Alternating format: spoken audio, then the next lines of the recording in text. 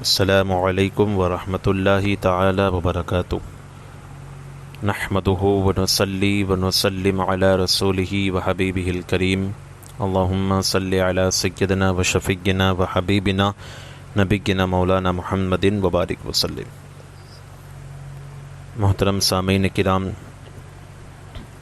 آج کی اس مجلس میں صدقہ فطر کے متعلق چند ضروری مسائل اور صدقہ فطر کے فضائل پیش کر رہا ہوں، آپ سماعت فرما لیں اور ان پر عمل کریں اور اسی اعتبار سے اپنا اور اپنے اہل و عیال کا صدقہ فطر ادا کروائیں۔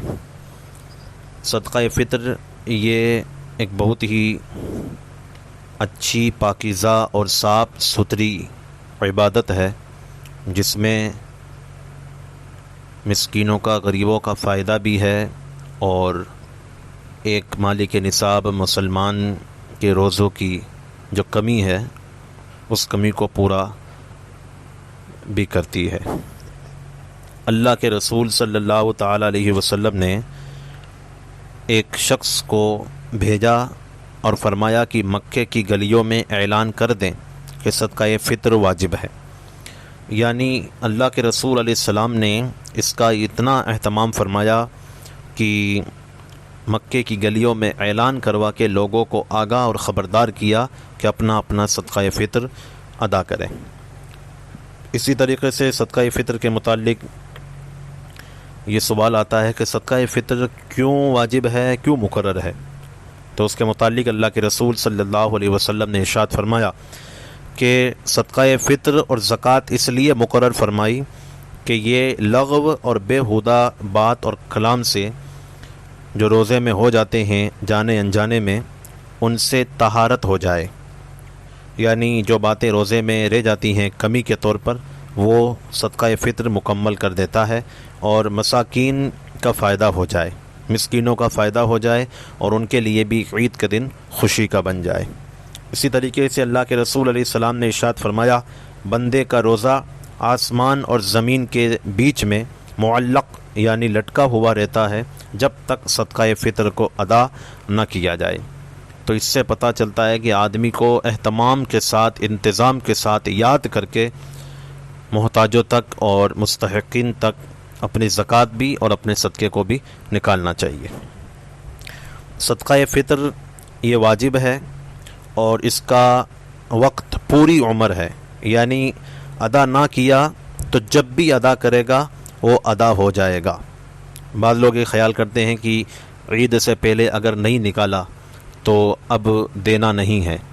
ایسی بات نہیں ہے، بلکہ عید سے پہلے نکالنا یہ مسنون اور سنت اور افضل طریقہ ہے، لیکن اگر کسی نے عید تک نہ نکالا تو وہ عید کے بعد بھی نکال دے یا کبھی بھی نکال دے تو اس کا ادا ہو جائے گا۔ عید کے دن صبح صادق طلوع ہوتے ہی صدقہ فطر واجب ہوتا ہے، لہذا جو شخص صبح صادق ہونے سے پہلے کافر تھا، مسلمان ہو گیا، یا بچہ پیدا ہوا، یا فقیر تھا، مالدار ہو گیا، مالک نصاب ہو گیا، تو اب اس پر بھی صدقہ فطر واجب ہے۔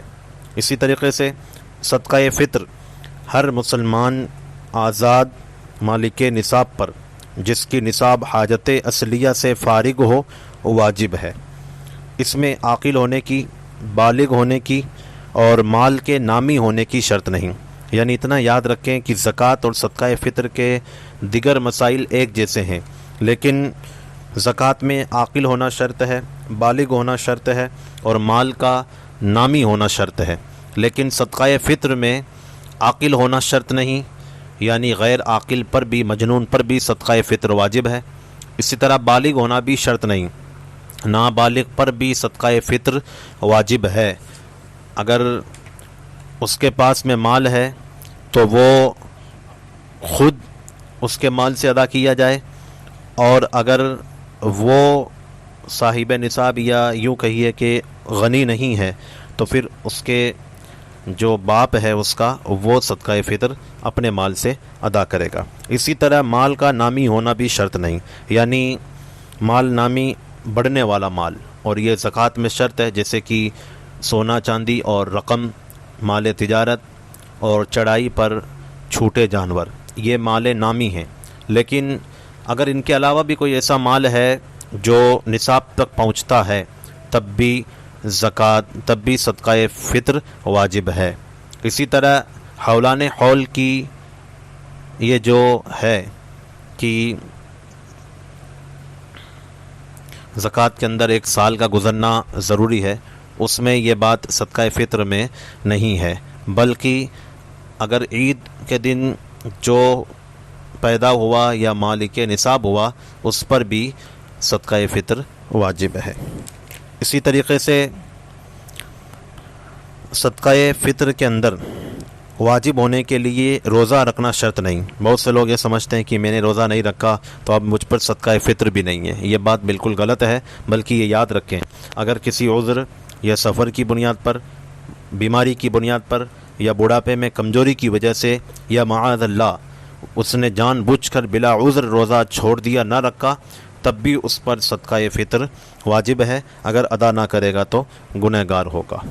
اسی طریقے سے ایک مسئلہ یہ بھی پیش آتا ہے کہ اپنی بالغ اولاد کا فطرہ باپ ادا کرتا ہے، تو اس میں اتنا یاد رکھا جائے کہ اگر بالغ اولاد اپنے باپ کے ساتھ رہتی ہے، اس کی عیال ہے، یعنی اس کے ساتھ رہتی ہے، ساتھ کھاتی پیتی ہے، سب کا خرچ وہی اٹھاتا ہے، وہی برداشت کرتا ہے، تو بغیر اجازت بالغ اولاد کے بھی صدقہ فطر ادا ہو جائے گا۔ لیکن اگر اس کا نفقہ وغیرہ اس کے ذمے نہ ہو، بلکہ بالغ اولاد اپنا الگ اہتمام اور انتظام کرتی ہو، تو اب بغیر بالغ اولاد کی اجازت کے ان کا صدقہ فطر ادا کیا تو ادا نہ ہوگا۔ اس لیے اگر ماں باپ ادا کرتے ہیں تو ان کی اجازت لے لی جائے تاکہ عبادت میں کوئی کمی نہ ہو۔ صدقہ فطر کی مقدار کے متعلق فقہاء کرام نے فرمایا کہ صدقہ فطر میں دیکھیں، یا تو آپ گیہوں دے دیں، یا آپ کھجور دیں، یا آپ منقع کشمش دیں، یا آپ جو دیں۔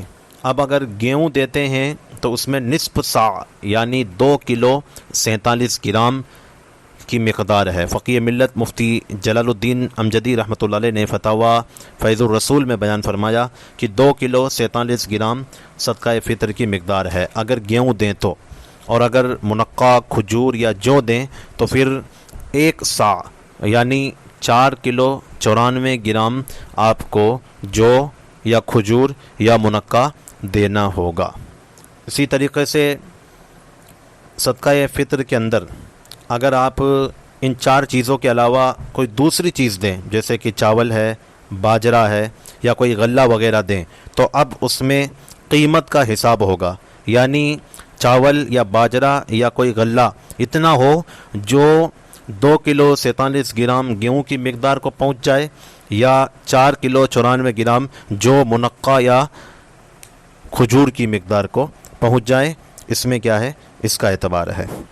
اسی طریقے سے ایک آدمی کا جو فطرہ ہے وہ ایک فقیر ایک مسکین کو دینا بہتر ہے، لیکن اگر اس کو تقسیم کر کے چند مسکینوں کو دیا تھوڑا تھوڑا کر کے تب بھی یہ جائز ہے، اس میں کوئی قباحت نہیں ہے۔